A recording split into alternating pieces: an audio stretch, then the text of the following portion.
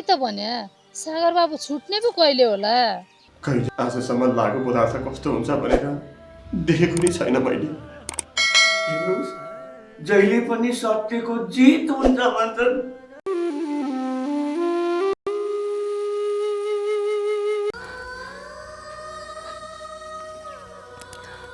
कान्छा, मेरो चाहिँ सत्य हुनुहुन्छ। म हजुरको पाप भन्छु, छोडिदिनुहोस् साहब। बुवा मसँग विवाह गरेर आएपछि कहिल्यै पनि शान्तिको सास गर्न पाएनन्। कुरा राखेको छु, जित सधैँ सत्यकै हुन्छ। कथाको सुरुमा घरपेटी बुबाले कान्छी र उनको परिवारलाई घरबाट निकाल्न खोज्छन्, तर उनका छोराले आफ्नो बुबाको गल्ती महसुस गरी उनलाई नै घरबाट बाहिर पठाउँछन्। र उनकी बहिनीको आक्रोश उनले के भन्छन् भने छोराले आफ्नै बुबालाई घरबाट निकालेपछि उनकी बहिनी यानि कि छोरी निकै रिसाउँछिन्।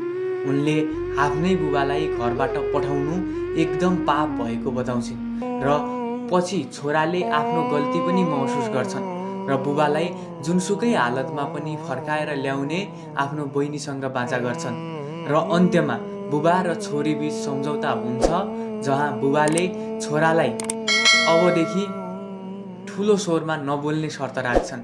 कान्छीको श्रीमान सागर अहिले पनि हिरासतमा नै छन्।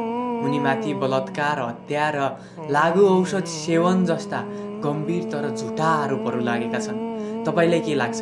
के सागरमाथि लागेका यी आरोपहरू झुटा हुन्? कृपया कमेन्ट गर्नुहोला। गाउँका केही अपराधीहरूले सागरलाई फसाएर बेपत्ता भएका छन्। के यो साँचो हो त? अचम्मको कुरा के छ भने कहिल्यै चुरोट सुपारीसम्म नखाने सागरको रगतको रिपोर्टमा कसरी लागु औषध देखियो, जसले गर्दा मुद्दा अझै पनि झन् जटिल बनेको छ। के यो कसैको चाल हो? कृपया कमेन्ट गर्नुहोला। कान्छी अहिले निकै ठुलो मानसिक तनावमा छिन्। उनकी सानी छोरी सहाराले सधैँ बाबालाई खोजेर रुने गर्दछिन्। छोरीलाई सम्हाल्नु र श्रीमानको न्यायका लागि लड्नु अहिले कान्छीका लागि एकदमै फलामको चिउरा चपाउनु जस्तै भएको छ। मितदाईको आशाले कान्छी अलिकति साहसी बनेकी छन्।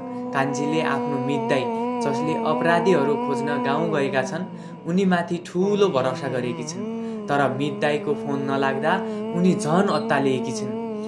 गाउँमा मानिसहरू दुई धारमा बाँडिएका छन्। विपक्षी टिमहरू भूमिका जस्ता पात्रहरू सागरलाई अपराधी नै हो भन्दै जेलमै सडाउनु पर्छ भन्ने तर्क गर्छन् भने उनीहरूले प्रहरीलाई पनि सागरको विरुद्धमा झुटा बयानहरू दिएका छन् र केही समर्थकहरू, छिमेकी र परिवारका सदस्य सागर निर्दोष भएकोमा ढुक्क छन् र सत्यको जित हुने आशा गर्छन्।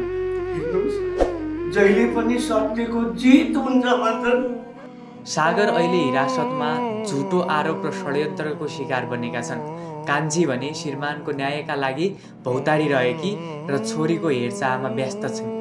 मितदाई अपराधी समात्न गाउँ गएका छन्, हाल सम्पर्कविहीन रहेका छन्। घरपेटी बुबा छोरासँग रिसाएर गाउँ जान खोजेका, तर फेरि छोराले पछि फकाएर ल्याएका छन् र भूमिका सागरको विरुद्धमा विष बमन गर्ने र प्रहरीलाई झुटो बयान दिने काम गर्दैछिन्। यो भागले एउटा कुरा स्पष्ट पारेको छ कि कानुनी लडाईँ निकै कठिन छ। सागर निर्दोष भए तापनि प्रमाणपत्रहरू अर्थात् प्रमाणहरू, लागु औषधको रिपोर्ट र झुटा बयान उनका विरुद्धमा छन्। कान्छीको अबको एकमात्र आशा भनेको ती वास्तविक अपराधीहरूलाई समात्नु र अदालतमा आफ्नो निर्दोषता साबित गर्नु हो। तपाईँलाई के लाग्छ? सागर कहिले जेलबाट छुट्लान् र के उनी जेलबाट छुट्लान् त? के तपाईँलाई लाग्छ मितदाईले ती अपराधीहरूलाई समातेर सागरलाई न्याय दिलाउन सक्नुहुन्छ? कृपया कमेन्ट गर्नुहोला।